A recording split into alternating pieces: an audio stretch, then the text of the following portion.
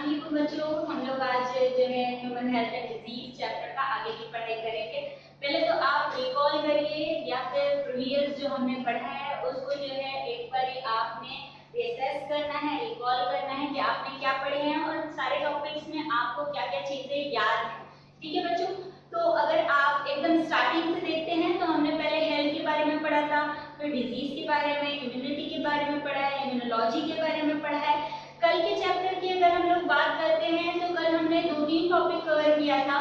एक टॉपिक जो बहुत ही इंपॉर्टेंट था जिसमें हमने पढ़ाई की थी mechanism of action of B lymphocytes against antigen, यानी जब आपकी बॉडी पे एंटीजन का हमला होता है या अटैक होता है, कोई भी एंटीजन, कोई फॉरेन पैथोजन, कोई भी पार्टिकल ऐसा जो फॉरेन है बॉडी के लिए और जिसके अंदर एक कैपेबिलिटी है जो इम्यून सिस्टम को अलार्म कर सके, अगर उसका अटैक होता है तो आपकी बॉडी किस तरह से एक्ट करती है, पर्टिकुलरली बी लिम्फोसाइट्स का क्या मैकेनिज्म ऑफ एक्शन होगा। तो हमने देखा था कि बी लिम्फोसाइट्स सबसे पहला स्टेप करते हैं कि वो क्लोन्स बनाते हैं, ठीक है, अपने नंबर्स को बनाते हैं। फिर उसके बाद वो जो है ग्लाइकोप्रोटीन्स का प्रोडक्शन करते हैं, मेनली एंटीबॉडीज का प्रोडक्शन करते हैं। एंटीबॉडीज आर ग्लाइकोप्रोटीन्स, कल मैंने आपको इसके बारे में भी बताया था, ठीक है। फिर हमने वैक्सीनेशन के बारे में पढ़ाई की थी। आज हमारा टॉपिक है एंटीबॉडीज की डिटेल स्टडी, जिसका थोड़े से पार्ट को हमने कल स्टडी किया था कि एंटीबॉडीज क्या हैं। आपको रिकॉल अगर करना है या फिर आप चाहते हैं तो मैं एक बार आपको बता दूं, एंटीबॉडीज जो हैं, एंटीबॉडीज ये ग्लाइकोप्रोटीन्स होते हैं। ग्लाइकोप्रोटीन्स के बारे में भी मैंने आपको कल बहुत डिटेल स्टडी करवाया था कि what is the meaning of glyco, what is meaning of protein, these are the main building blocks of immunity system, ठीक है।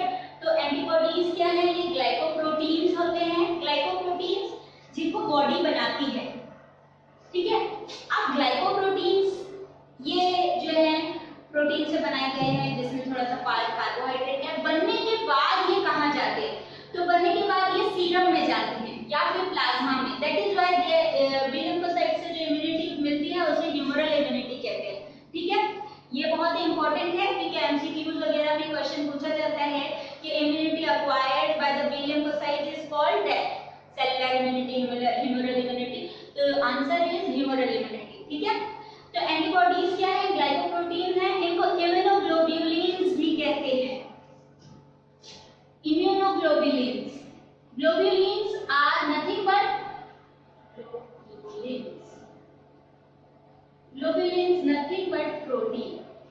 Immunity के प्रोटीन यानी immunoglobulins, इनको IgS लिखा जाता है।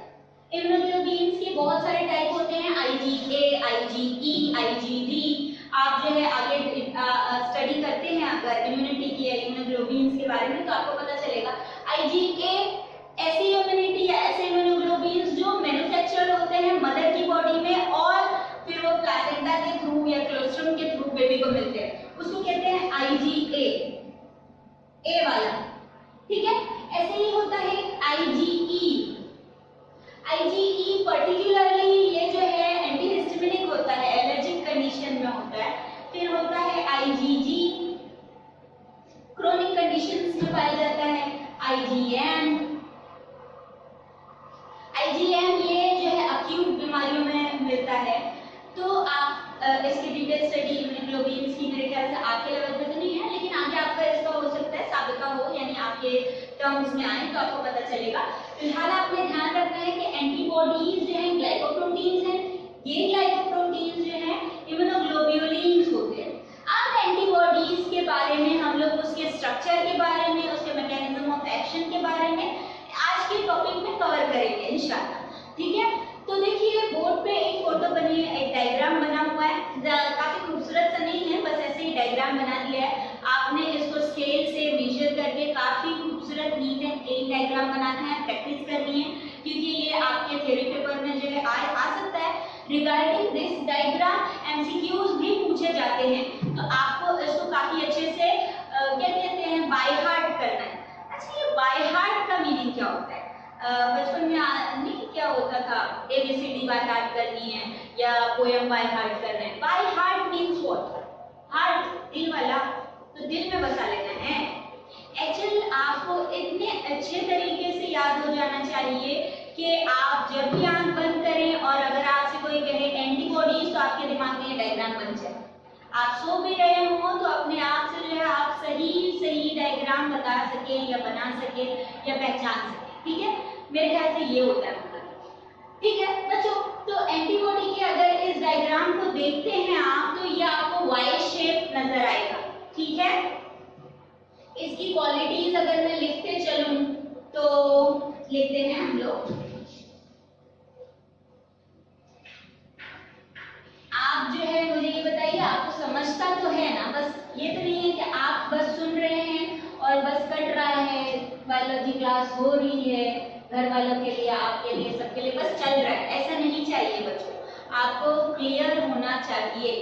ठीक है, तो इस डायग्राम के बारे में हम लोग नोट करते चलेंगे कि आपको क्या क्या दिख रहा है।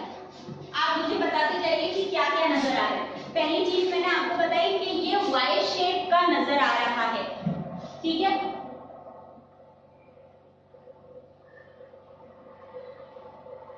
वाई शेप, ये वाई शेप है। ठीक है, फिर उसके बाद अगर आप देखते हैं तो इसमें दो तरह की चेन नजर आ रही है। एक तो ये चेन है, दिस चेन, और एक ये चेन है। तो ये दो चेन से मिलकर बना है, two chains, Y shape, two chains. उसके बाद आप देखेंगे तो आपको जो है, बताइए मुझे और क्या नजर आ रहा है आपको? ये SS नजर आ रहा है, ये डाइसल्फाइड बॉन्ड।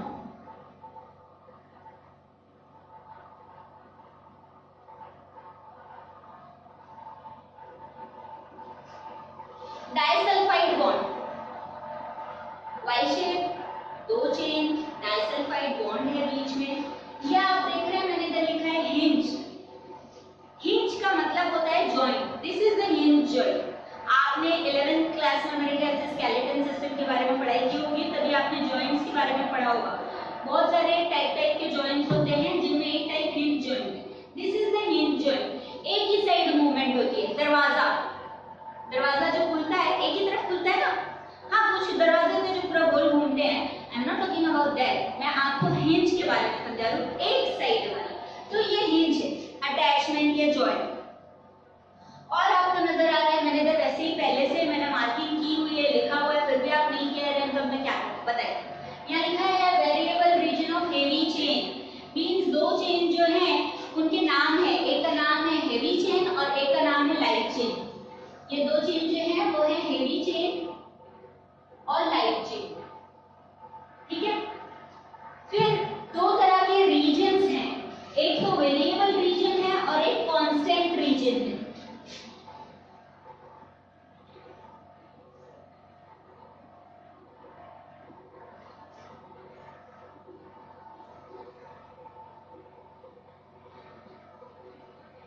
वेरिएबल रीजन और कांस्टेंट रीजन। ठीक है, और क्या दिखा आपको? मुझे दिखाई दे रहा है एंटीजन बाइंडिंग साइट।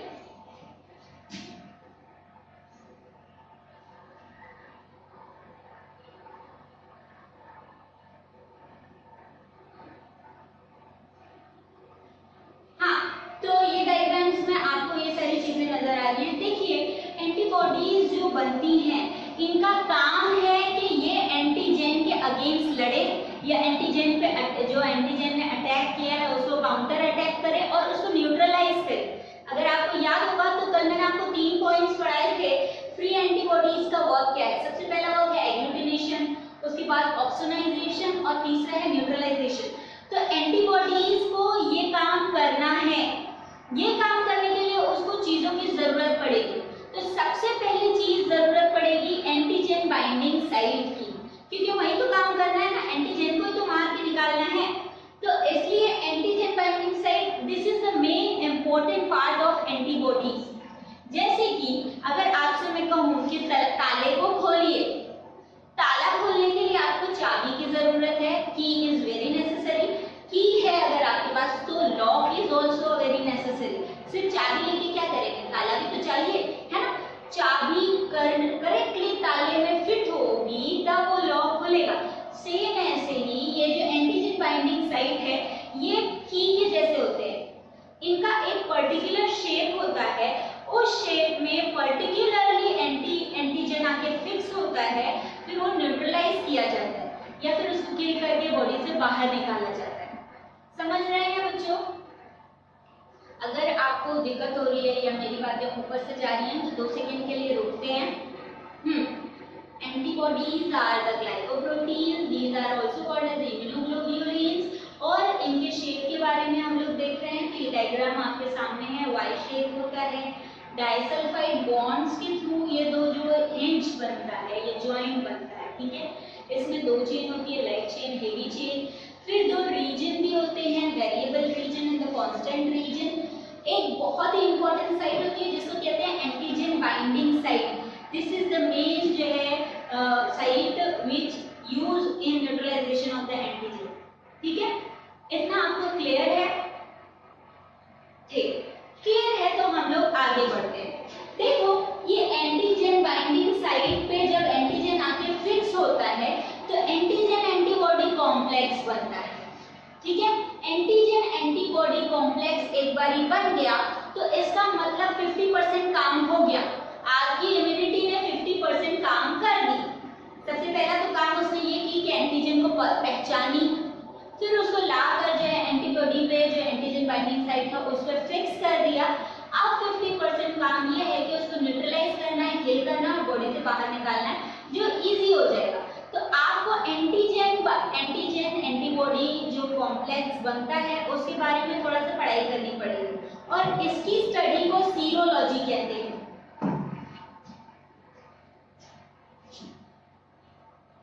सीरोलॉजी, लोगस मतलब तो आपको पता ही है, स्टडी। सीरो सीरम से बना है, क्योंकि ये एंटीबॉडी सीरम में बनते हैं, प्लाज्मा में बनते हैं, इसलिए सीरोलॉजी। जब आप सीरम के बारे में पढ़ाई कर रहे हैं या एंटीजन एंटीबॉडी कॉम्प्लेक्स के बारे में पढ़ाई कर रहे हैं, it is the study of antigen antibody complex.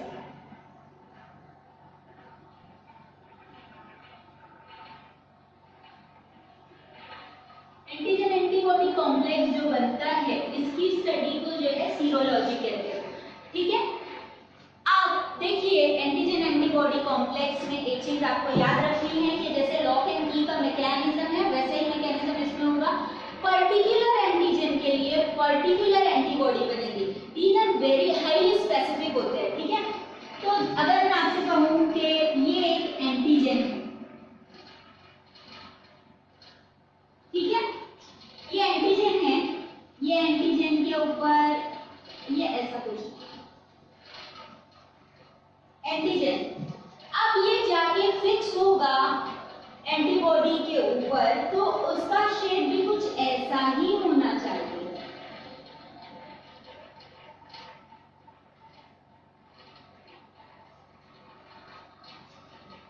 समझ रहे हैं? ट्रायंगुलर शेप का ही आके फिक्स होगा। अगर यहाँ पर ये सर्कुलर है तो सर्कुलर शेप का ही आके फिक्स होना चाहिए। ये फिक्सेशन इस साइड पे होता है, ये साइड ही एंटीजन एंटीबॉडी कॉम्प्लेक्स बनाती है जिसकी स्टडी सीरोलॉजी कहलाती है। अब इसमें दो टर्म आपको याद करने हैं, एपिटोप एंड पैराटोप, ठीक है। पैराटोप क्या है और एपिटोप क्या है? तो एंटीजन का वो पार्ट जो एंटीबॉडी के साथ जाके मिलेगा वो होता है एपिटोप, और पैराटोप क्या है? एंटीबॉडी का पार्ट। मतलब ये जो ये बना, ये दिखाई दे रहा है आपको, मैंने एक अजीब सा की के जैसा बनाया है, दिस इज द पैराटोप, ठीक है। एपिटोप और पैराटोप जब मिलते हैं तो एंटीजन एंटीबॉडी कॉम्प्लेक्स बनता है, जिसकी स्टडी सीरोलॉजी कहलाती है। समझ रहा है बच्चों आपको? तो ये जो एंटीबॉडी बना है ये 3 काम करेगा। सबसे पहला काम करेगा एग्लूटिनेशन, जो फर्स्ट स्टेप है, उसके बाद ऑप्सोनाइजेशन, सेकंड स्टेप, और थर्ड स्टेप होता है न्यूट्रलाइजेशन। तो ये तीनों स्टेप में ये जो एंटीबॉडी का शेप है या ये एंटीबॉडी ये काम करती है।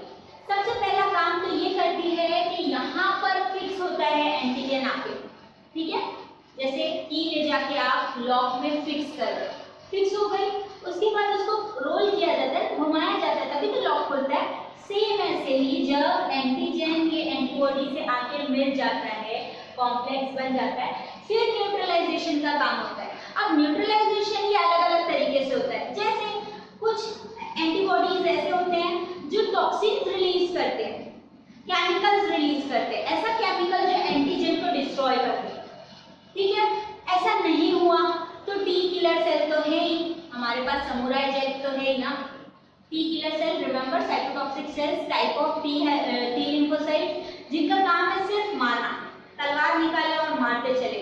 तो जब एंटीजन एंटीबॉडी कॉम्प्लेक्स बन जाता है तो वो टी किलर सेल को जो है या टी लिम्फोसाइट्स को सिग्नल देता है कि यहाँ आ जाओ, यहाँ आर्मी भेज दो मारने के लिए, तो आर्मी आके मारने का काम करती है, ठीक है। तो आपको समझ रहा है? तो बताइए मुझे आपने क्या क्या पढ़ा। सबसे पहली चीज हमने देख ली कि एंटीबॉडी क्या है, एंटीबॉडी के शेप के बारे में थोड़ी सी पढ़ाई करें, ये कैसे काम करती है, एंटीजन एंटीबॉडी कॉम्प्लेक्स बनाती है, फिर न्यूट्रलाइजेशन का काम करते हैं, ठीक है। अभी हम लोग आगे पढ़ते हैं।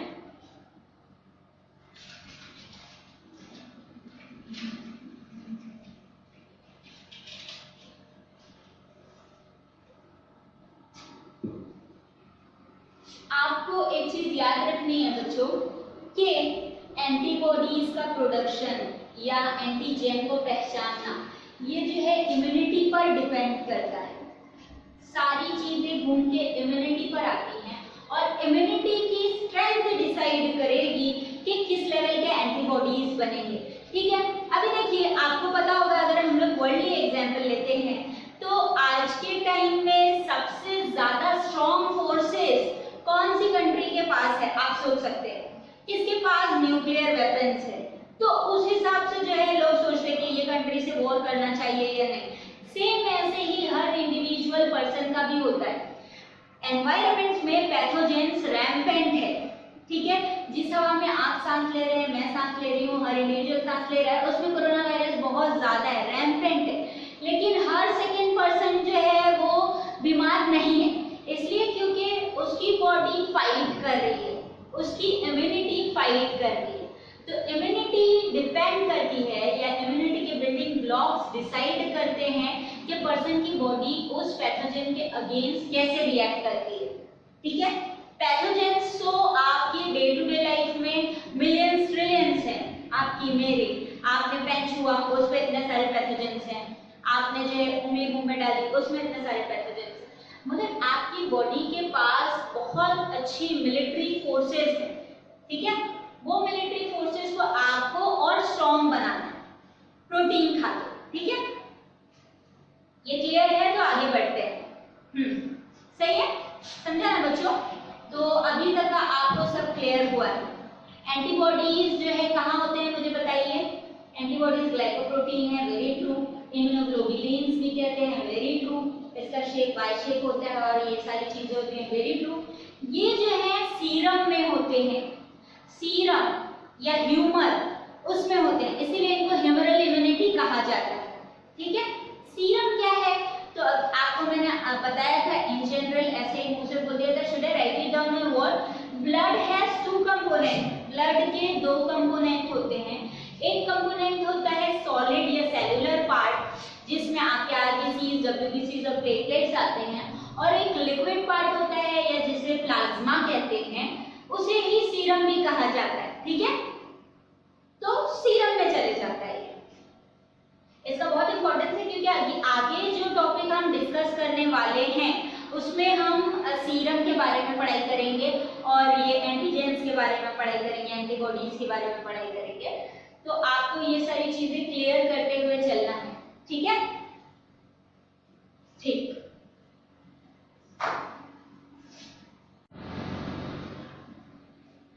हाँ तो बच्चों अभी हम लोग जो है एंटीजन एंटीबॉडीज के बारे में आपने डीप स्टडीज कर ली है। अब हम हमारा नेक्स्ट टॉपिक है antigen on the blood surface, या ब्लड सेल्स के ऊपर क्या एंटीजन होते हैं उसके बारे में पढ़ाई करेंगे। एंटीजन तो आपको क्लियर है, ठीक है, एंटीबॉडीज भी क्लियर है। Antigen on the blood cell, इसमें आपको बताया गया है कि आप इन जनरल सुनते रहते हैं लोगों के ब्लड ग्रुप होते हैं, किसी का ब्लड ग्रुप ए है, किसी का बी है, किसी का ब्लड ग्रुप ओ है। फिर कोई कहता है अरे मैं तो ए पॉजिटिव हूँ, बी पॉजिटिव बन यार, बी नेगेटिव है। ठीक है, तो ये ब्लड ग्रुप्स कहाँ से आए या इनका कॉन्सेप्ट कहाँ से आया वो पढ़ते हैं। देखिए आपको पता होगा कि जब माइक्रोस्कोप की डिस्कवरी हुई तभी फर्स्ट सेल के बारे में पढ़ाई हुई थी। रॉबर्ट हुक के बारे में अगर आप जानते होंगे तो उन्होंने माइक्रोस्कोप की स्टडी के बाद या इन्वेंशन के बाद जो है फर्स्ट सेल के बारे में पढ़े थे। सेल, अगर आप मिक्सअप नहीं कर रहे हैं, cell is the structural and functional unit of the life, basic structural and functional unit of life, मैं उस सेल की बात कर रही हूँ। तो वैसे ही बच्चों जब एंटीजन और एंटीबॉडी का कॉन्सेप्ट लोगों के समझ में आने लगा और स्टडीज एक्सपेरिमेंट्स होने लगे तो उस वक्त ये देखा गया कि जो ह्यूमन बीइंग्स हैं उनके ब्लड में, अगर आपको मैं थोड़ा सा क्लियर कराऊं ब्लड का पिक्चर, तो ब्लड कुछ ऐसा है कि ब्लड में होता है सॉलिड पार्ट, ठीक है, और एक लिक्विड पार्ट होता है। Solid part is also called as cellular part, जिसमें 3 तरह के सेल आते हैं, ठीक है। आरबीसीज आते हैं, डब्ल्यूबीसीज आते हैं और प्लेटलेट्स आती हैं। प्लेटलेट्स आते हैं। लिक्विड पार्ट या जिसको प्लाज्मा कहते हैं, इसी को सीरम भी कहते हैं, ये कुछ 8% होता है और ये कुछ 92% होता है। इसमें से भी 90% वाटर होता है और 2% में ऑर्गेनिक एंड इनऑर्गेनिक थिंग्स होती हैं।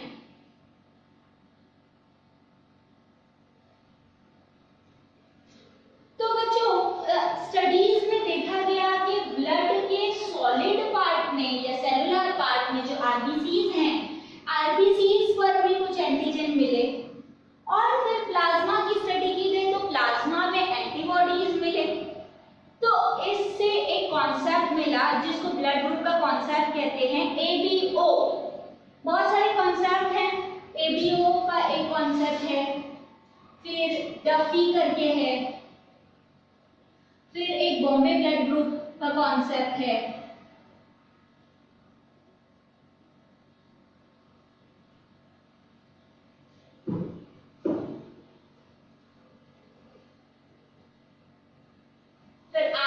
कॉन्सेप्ट होता है।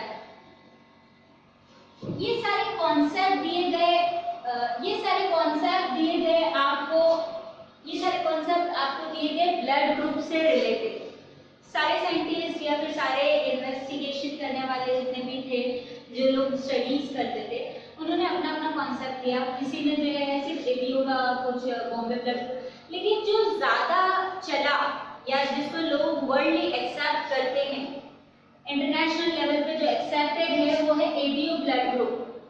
ABO blood group first time जो है डिफाइन हुआ था कार्ल लेंस्टीनर से। लेंस्टीनर जो था 1900 में,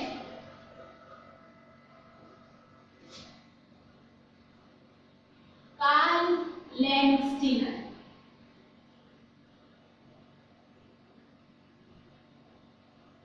Karl Landsteiner is the person behind ABO blood group. 1900 में इन्होंने एक कॉन्सेप्ट दिया। क्या कॉन्सेप्ट दिया? इनकी स्टडीज में मिला कि जो ह्यूमन बीइंग्स हैं उनकी ब्लड में जो सेलुलर पार्ट है, आरबीसीज के सरफेस पे इनको एंटीजन मिले। किसी के सरफेस पे ए नाम का एंटीजन मिला, किसी के सरफेस पे बी नाम का एंटीजन मिला, फिर कुछ पर्सन ऐसे भी थे जिनके आरबीसीज पे कोई एंटीजन ही नहीं था। तो उस हिसाब से इन्होंने एक ब्लड ग्रुप का कॉन्सेप्ट बनाया जिसको एबीओ ब्लड ग्रुप कॉन्सेप्ट कहते हैं। ठीक है, इसी के 2 साल बाद, 1900 के 2 साल बाद ही 1902 में इनके स्टूडेंट, कार्ल लेंस्टीनर के स्टूडेंट डिकास्टेलो स्टर्ली ने जो है और एक ब्लड ग्रुप के बारे में बताया जिसको एबी बोलते हैं, जिसमें ए और बी दोनों आता है। एबी ब्लड ग्रुप ये किसने बताया? एबी ब्लड ग्रुप ये 1902 में कार्ल लेंस्टीनर के स्टूडेंट्स थे। वन का डिकैस्टेलो,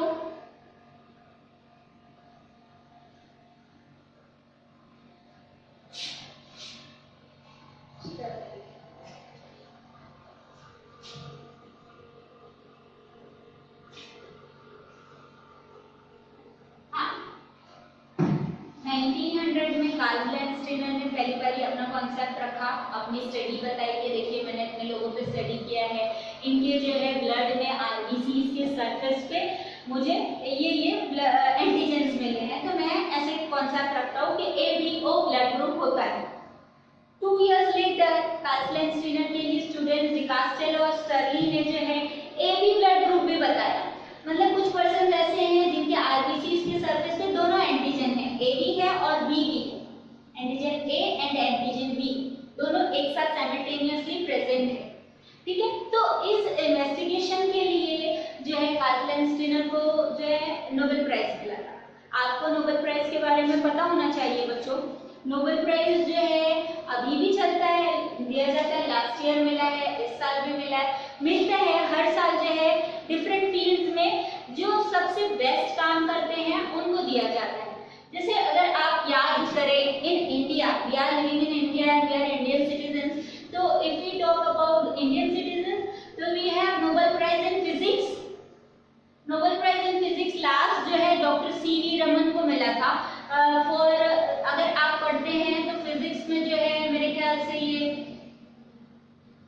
थियरी ऑफ लाइट, उसके ऊपर जो है रिसर्च के लिए मिला था डॉक्टर सीवी रमन। और फिर क्या कहते हैं, मेरे ख्याल से आज से 2-3 years back Nobel prize of peace जिस साल मलाला यूसुफजई को मिला था, उसी साल हमारे इंडिया के एक एनजीओ के वो हैं ओनर, उनको भी मिला था नोबेल प्राइज ऑफ पीस। ऐसे ही नोबेल प्राइज केमिस्ट्री में मिलता है, फिजिक्स में मिलता है, मेडिसिन में मिलता है। इस साल अगर किसी ने कोरोना वायरस की वैक्सीन निकाल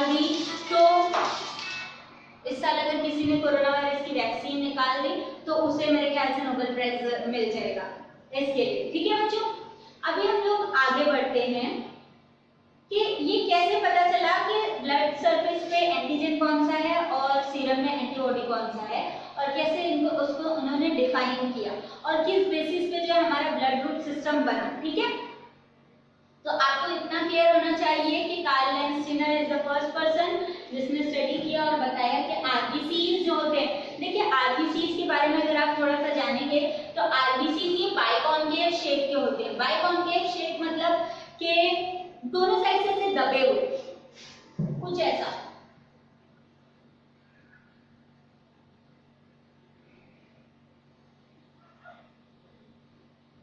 हाँ, बाइकॉन्केव शेप के होते हैं, इनके सरफेस पे एंटीजन मिला है। ठीक है, ये नॉन न्यूक्लिएटेड होते हैं, सबसे इंपॉर्टेंट। तो अभी हम लोग ब्लड ग्रुप के बारे में, मैं आपको ब्लड ग्रुप का चार्ट समझा देती हूँ ताकि ब्लड ग्रुप का कॉन्सेप्ट क्लियर हो जाए। नहीं तो कल आके आपसे कोई कहता है कि मुझे ब्लड डोनेट कर दो, तो आपको उसका कॉन्सेप्ट क्लियर होना चाहिए कि कौन सा ब्लड ग्रुप कैसे होता है, कैसे डिसाइड हुआ और वो कैसे किसी को ब्लड डोनेट कर सकता है, नहीं कर सकता है, क्या क्या प्रोटोकॉल्स हैं, that you will study in this topic. ठीक है,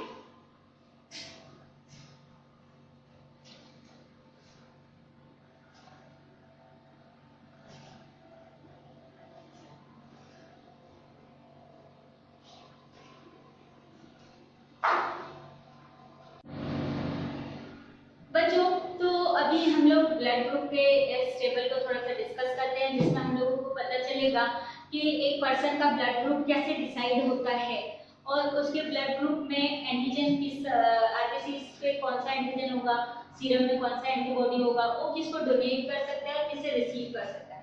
तो सबसे पहले अगर हम लोग ब्लड ग्रुप ए की बात करते हैं, A the person who has blood group A, तो जिस भी पर्सन का ब्लड ग्रुप ए है तो उसके antigen on the surface of RBCs, उसके आरबीसीज के सरफेस पे ए नाम का ही एंटीजन होगा।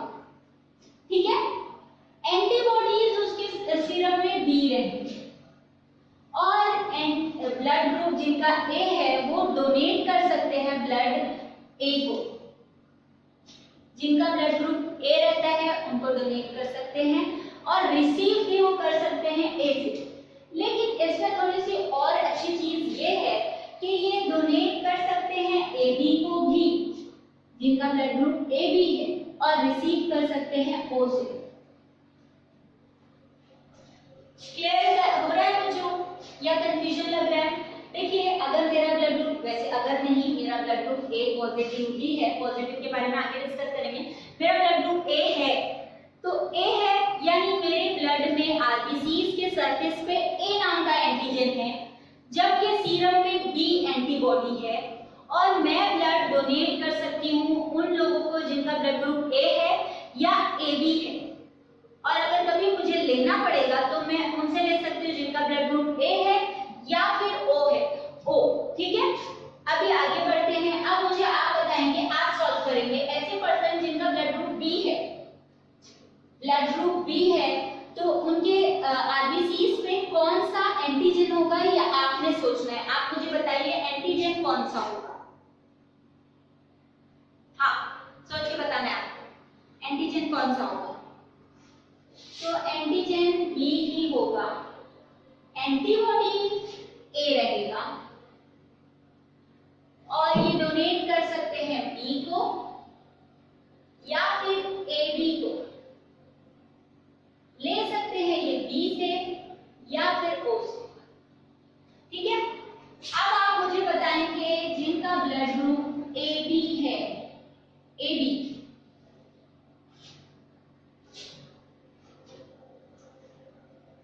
की एक क्वालिटी ये है कि इनके इसमें एंटीजन तो जो है दोनों होता है, एंटीजन A भी होता है, should I write it down here, antigen A भी होता है और एंटीजन B भी होता है।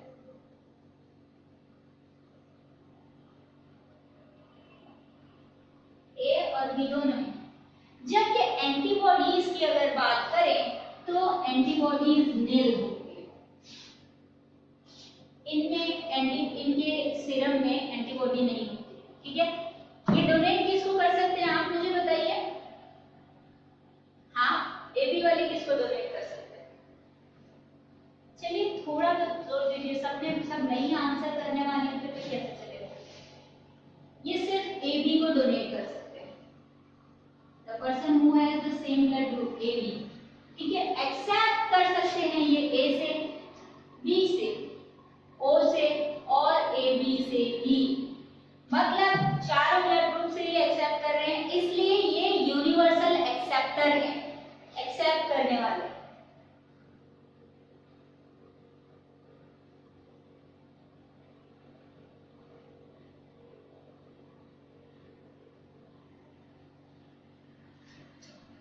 Blood group AB is universal acceptor. अब ब्लड ग्रुप आता है O, तो जो भी पर्सन है जिनका ब्लड ग्रुप O है, उनके आरबीसीज के सरफेस पे कोई भी एंटीजन नहीं होता, नील। एंटीबॉडीज दोनों होती हैं, A भी होता है और B भी होता है, ठीक है। अब ये डोनेट किसको कर सकते हैं? तो ये डोनेट कर सकते हैं A को भी, B को भी, AB को भी और O को भी, मतलब ये सभी को डोनेट कर सकते हैं, इसलिए ये यूनिवर्सल डोनर है।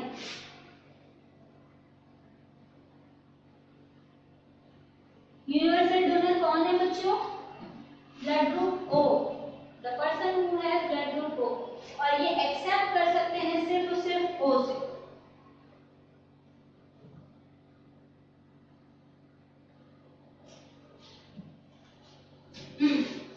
तो अब आप मुझे बताइए कि यूनिवर्सल डोनर कौन है। तो यूनिवर्सल डोनर जो है वो ब्लड ग्रुप O वाले हैं, और यूनिवर्सल एक्सेप्टर जो है वो ब्लड ग्रुप AB वाले हैं। AB ब्लड ग्रुप जो डिफाइन किया था डिकैस्टेलो और स्टर्ली ने 1902 में। These both people are the student of Carl Landsteiner. Carl Landsteiner, person behind the description or the theory of ABO blood group, ठीक है। ABO इसलिए क्योंकि इन्होंने सिर्फ 3 का ही कॉन्सेप्ट किया था, A का, B का और O का। फिर उसके बाद AB ग्रुप जो है बाद में बताया गया था।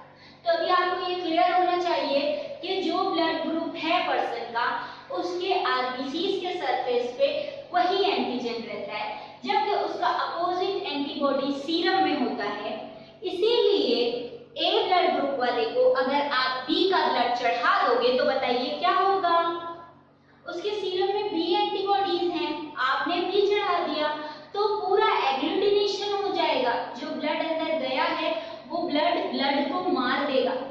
इम्यूनिटी में आपने अभी देखा एंटीजन एंटीबॉडी कॉम्प्लेक्स होता है, किलिंग होती है, तो हेमोलिसिस हो जाता है। इट इज अ वेरी क्या कहेंगे लाइफ थ्रेटनिंग कंडीशन, खतरनाक कंडीशन है जिसमें डेथ भी होती है, इसलिए क्रॉस मैचिंग और मैचिंग जरूरी है ब्लड ट्रांसफ्यूजन से पहले। ब्लड ट्रांसफ्यूजन के बहुत सारे लॉज हैं, जिसमें सबसे पहला और इम्पोर्टेंट लॉ है matching and cross matching. Matching पहले तो आप मैच करिए, वो ज्यादा जरूरी है, उसके बाद क्रॉस मैच भी करिए। क्रॉस मैच में ये किया जाता है, आपको अभी आपने ये कॉन्सेप्ट देखा ब्लड ग्रुप का, आपको ये प्रैक्टिकल कराया जाएगा इंशाल्लाह कॉलेज में, जिसमें आपको देखना रहेगा कि आपका खुद का ब्लड ग्रुप क्या है। तो उसमें क्या किया जाता है, एक ड्रॉप ऑफ ब्लड लिया जाता है, उसको 4 स्लाइड में रखते हैं, ऐसी रहती है स्लाइड,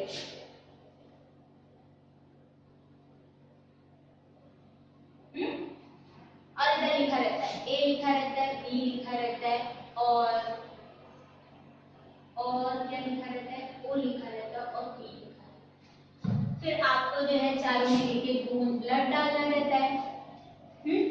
आपका ब्लड जिसमें भी जाके एग्लूटिनेशन हो जाएगा वो ब्लड ग्रुप आप करेगा। मेरा इसमें एग्लूटिनेशन हुआ और इसमें भी हुआ, तो इसको अभी हम लोग आगे अच्छे से सीखेंगे। इसमें हुआ इसलिए मेरा ब्लड ग्रुप ए है। अब डी क्या है तो वो अभी हम लोग आगे पढ़ते हैं। डी का कॉन्सेप्ट है RH factor, Rhesus factor.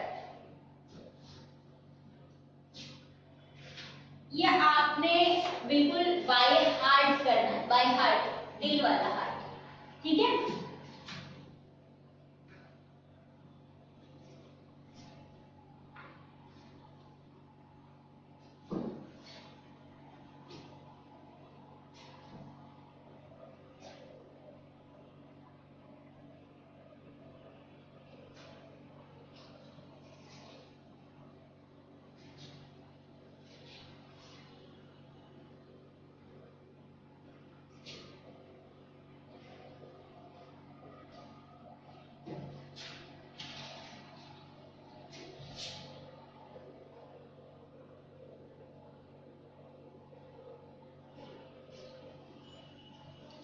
RH factor ये जो है, हमेशा मैं आपसे कहती हूँ टर्म पे आपको जो है कंसंट्रेट करना है, टर्म का डाइसेक्शन करना है।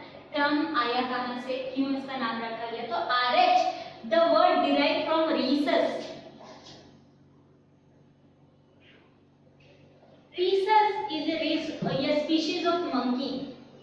मंकी बंदर की स्पीशीज होती है, बड़े वाले बंदर होते हैं ना, बड़े वाले एक टाइप किंग कॉन्ग वाले, वो होते हैं रीसस। तो फर्स्ट टाइम कार्ल लैंडस्टीनर जिसने ABO ग्रुप दिया था, सेम पर्सन, इसी पर्सन ने जो है रीसस मंकी के आरबीसीज पे स्टडी के टाइम पे उसको एक फैक्टर दिखाई दिया, कोई नई चीज, नया एंटीजन दिखाई दिया जिसको एंटीजन डी भी कहते हैं।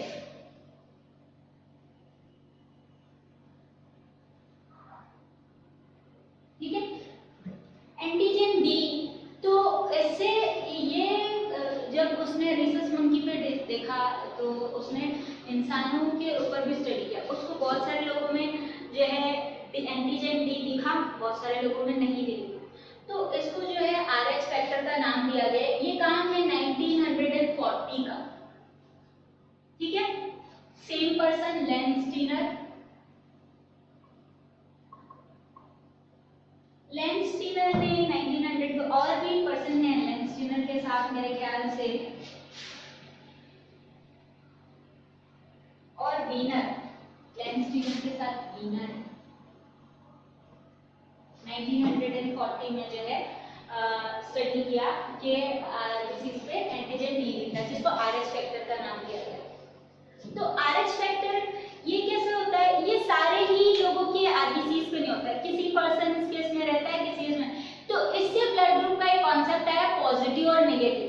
आरएच पॉजिटिव जिसका रहेगा उसका ब्लड ग्रुप रहेगा ए, अगर है में RH भी पॉजिटिव तो A पॉजिटिव, जैसे मेरा ब्लड ग्रुप A पॉजिटिव, इसलिए क्योंकि मेरा आरबीसीज पे एंटीजन A तो है, साथ में रीसस का फैक्टर या एंटीजन B भी है, इसलिए मेरा ब्लड ग्रुप हो गया A पॉजिटिव।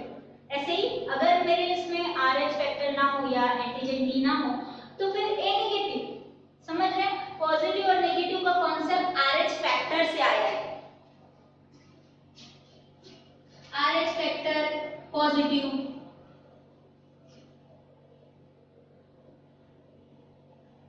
ठीक है, RH फैक्टर नेगेटिव।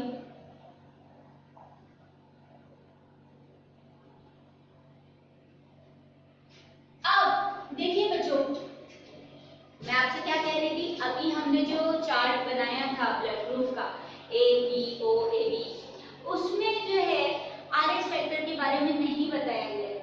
तो RH फैक्टर बहुत इंपॉर्टेंट है, इसलिए कि ऐसे पर्सन जिनके RH फैक्टर नेगेटिव हैं और उनको RH फैक्टर पॉजिटिव का ब्लड ट्रांसफ्यूज कर दिया जाए तो सेम कंडीशन होगी, हेमोलिसिस हो जाएगा, लाइफ थ्रेटनिंग कंडीशन हो जाएगी, क्योंकि उसके पास नेगेटिव है, उसके पास RH फैक्टर नहीं है।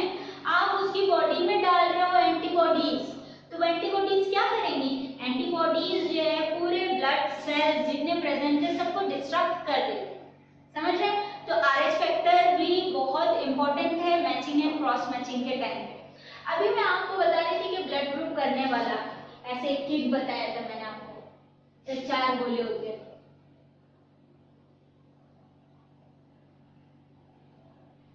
ABOD, ब्लड इसमें डाला, इसमें डाला, इसमें डाला, इसमें डाला, फिर उसमें जो है वो लोग वो डालते हैं, रिएजेंट डालते हैं।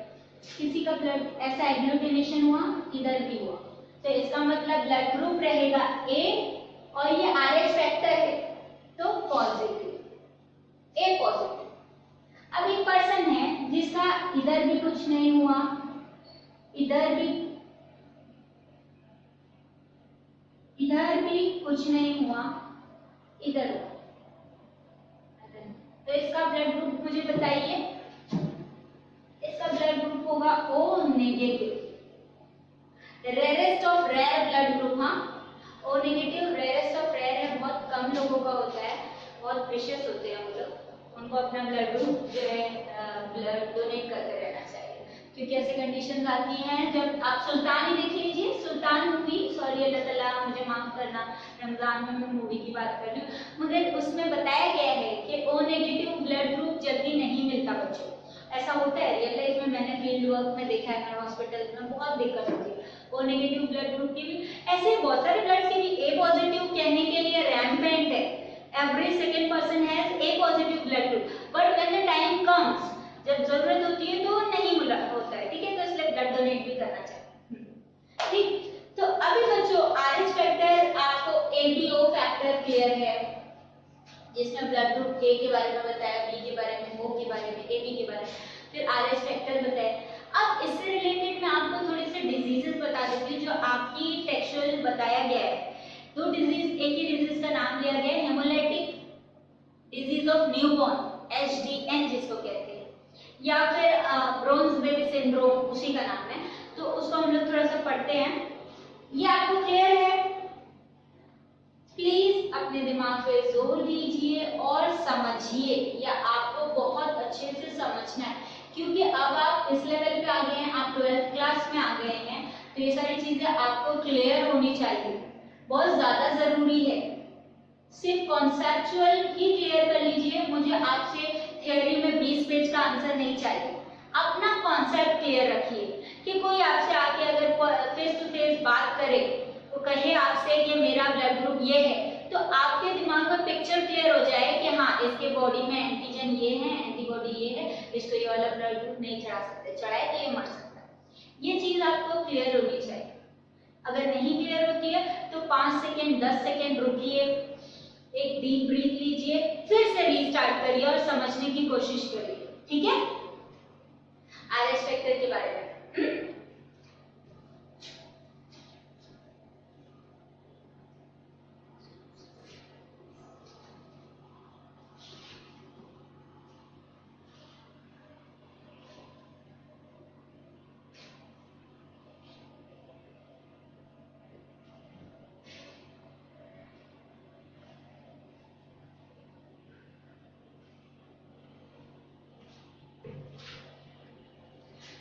हम लोग कौन सा डिजीज पढ़े हैं? हम पढ़ने जा रहे हैं हेमोलाइटिक डिजीज ऑफ न्यूबॉर्न।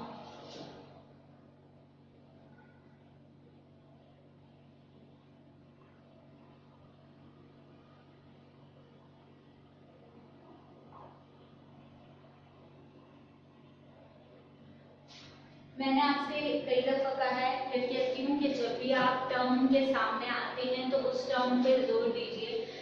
ये टर्म खुद को खुद से डिफाइन करेगा। हीम, ये जो हीम है इसका मतलब होता है ब्लड, ठीक है। लाइटिक ये बना है लाइसिस से, लाइसिस का मतलब होता है ब्रेकडाउन।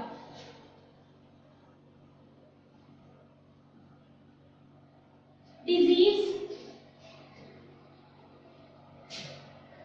इजी चीज में डिस हो जाना। और newborn, hemolytic disease of newborn यानी ये एक ऐसी कंडीशन है जिसमें न्यूबॉर्न का ताल्लुक है, या न्यूबॉर्न के बारे में हम पढ़ेंगे।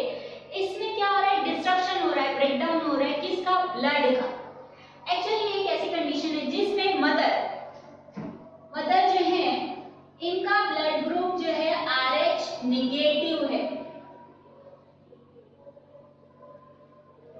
ठीक है। मदर RH नेगेटिव है, कोई भी नेगेटिव हो सकती है, A negative, B negative, O negative, AB negative, कोई भी ब्लड ग्रुप नेगेटिव में है, मतलब एंटीजन D नहीं है ये मदर का। अब इसमें इसका एक बेबी है, फीटस है जो अभी वुम्ब में है, ये डिलीवर हुआ, बर्थ हुई इसकी। बर्थ पे इसका ब्लड ग्रुप आया RH पॉजिटिव, ठीक है। बर्थ पे इसका ब्लड ग्रुप RH पॉजिटिव आया। वो टाइम पर इस बेबी को, जो बेबी की बर्थ हुई है, इसको कोई प्रॉब्लम्स नहीं होंगे। लेकिन यही मदर जब नेक्स्ट कंसीव करती है या नेक्स्ट बेबी आता है, तो वो टाइम पर क्या होता है? जब ये वाला RH पॉजिटिव बेबी उसके वुम्ब में था, उस टाइम पर उसकी बॉडी ने कुछ एंटीबॉडीज बना लिए थे इसके लिए, RH पॉजिटिव के लिए। अब हमारी इम्यूनिटी की एक क्वालिटी है कि मेमोरी होता है, तो वो एंटीबॉडीज बने हुए सेफ हैं वो मदर में। नेक्स्ट टाइम जब सेकेंड बेबी होगा, तो सेकेंड बेबी का भी अगर ब्लड ग्रुप पॉजिटिव रहेगा, तो मदर के पास तो वो वाली एंटीबॉडीज हैं, है ना। मदर की बॉडी ने पहले से इसके लिए एंटीबॉडीज बना के रख ली थी, क्योंकि मदर और बेबी एक दूसरे से कनेक्टेड होते हैं थ्रू प्लासेंटा, तो ब्लड एक्सचेंज होते रहता है। तो जब ये पॉजिटिव वाला ब्लड मदर के अंदर गया, तो मदर ने उसके अगेंस्ट जो है बहुत सारी वेपन्स बना के रख लिए। अब ये बेबी तो डिलीवर हो गया, इसकी बर्थ हो गई, इसको कुछ नहीं होगा। नेक्स्ट बेबी सेम मदर को अगर RH पॉजिटिव रहा, तो इसके पास, मदर के पास जो बने हुए वेपन्स हैं, वो वेपन्स वो बेबी में यूज हो जाएंगे और वो बेबी का पूरी बॉडी का ब्लड डिस्ट्रक्ट हो जाएगा या फिर ब्रेकडाउन हो जाएगा, जिसे हेमोलिसिस कहते हैं। फिर वो बेबी ब्रोंज बेबी सिंड्रोम कहलाएगा। ब्रोंज बेबी, ब्रोंज सांबा, ब्रोंज इज सांबा नहीं, that is the copper. Bronze कांसा होता है, अभी पता नहीं, ब्रोंज समझ लो, कैसे कलर का बेबी होता है। इसलिए ऐसी मदर जिनका ब्लड ग्रुप नेगेटिव होता है और बेबी पॉजिटिव होता है, यही टाइम पर, बर्थ के टाइम पर उनको एक इंजेक्शन दिया जाता है, RH का इंजेक्शन दिया जाता है, एंटीजन D का इंजेक्शन, ठीक है, ताकि जो है नेक्स्ट प्रेगनेंसी हो और नेक्स्ट बेबी आए तो उसको कोई प्रॉब्लम नहीं हो। यही बीमारी को एरिथ्रोब्लास्टोसिस फीटालिस भी कहते हैं। एरिथ्रोब्लास्टोसिस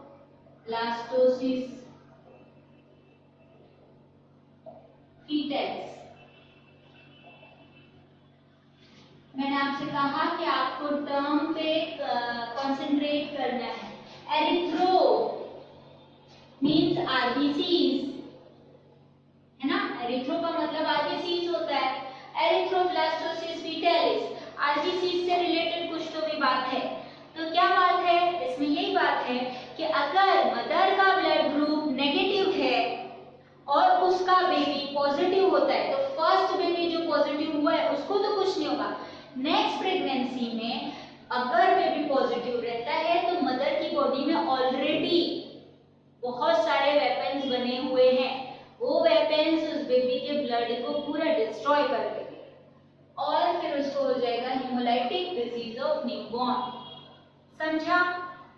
प्लीज समझिए, आपके ऊपर से नहीं जाना चाहिए, ये बहुत इंपॉर्टेंट है। HDN कहते हैं इसको, हेमोलाइटिक डिजीज ऑफ न्यूबॉर्न। समझा बच्चों? हेमोलाइटिक डिजीज ऑफ न्यूबॉर्न या एरिथ्रोब्लास्टोसिस फेटालिस में क्या होता है? मदर RH नेगेटिव होती है, RH नेगेटिव कोई भी हो सकती है, A negative, B negative, AB negative, O negative. अब जो है उसका बेबी अगर RH पॉजिटिव होता है तो फर्स्ट प्रेगनेंसी में कोई दिक्कत नहीं होती, इसलिए क्योंकि ये बेबी तो डिलीवर हो गया, लेकिन डिलीवरी के टाइम पे जब ब्लड मिक्सअप हुआ तो ये पॉजिटिव ब्लड इसके साथ मिक्स हुआ और इसने क्या किए, बहुत सारे वेपन्स बना लिए, बहुत सारे एंटीबॉडीज बना लिए और बना के रख ली, क्योंकि हमारी इम्यूनिटी की एक क्वालिटी है मेमोरी। नेक्स्ट प्रेगनेंसी में बेबी अगर पॉजिटिव रहेगा तो बनी हुई एंटीबॉडीज उस बेबी के ब्लड को डिस्ट्रॉय कर देगी। ठीक है, दिस इज द पूरा concept of hemolytic disease of newborn. तो आज का टॉपिक आपको रिकॉल करना है कि आपने क्या क्या पढ़े हैं। मैंने आपको बताई एकदम स्टार्टिंग से, आज का अगर हम लोग डिस्कस करते हैं तो हम लोगों ने देखा एंटीबॉडी का स्ट्रक्चर, पूरा स्ट्रक्चर अच्छे से वाई शेप होता है, दो चेन होते हैं, दो रीजन होते हैं, डाइसल्फाइड बॉन्ड होता है, एंटीजन एंटीबॉडी कॉम्प्लेक्स बनता है जिसे सीरोलॉजी कहते हैं उसकी स्टडी को। फिर उसके बाद हमने पढ़े एबीओ ब्लड ग्रुप के बारे में, कार्ल लैंड स्टिनर ने 1900 में फर्स्ट टाइम बताया था। 1902 में उनके स्टूडेंट्स डिकास्टेल और स्टर्ली ने जो है एबी ब्लड ग्रुप के बारे में बताया था। फिर उसके बाद और स्टडी हुई, फिर RH फैक्टर आया, RH फैक्टर 1940 में रीसस मंकी पे डिराइव हुआ था।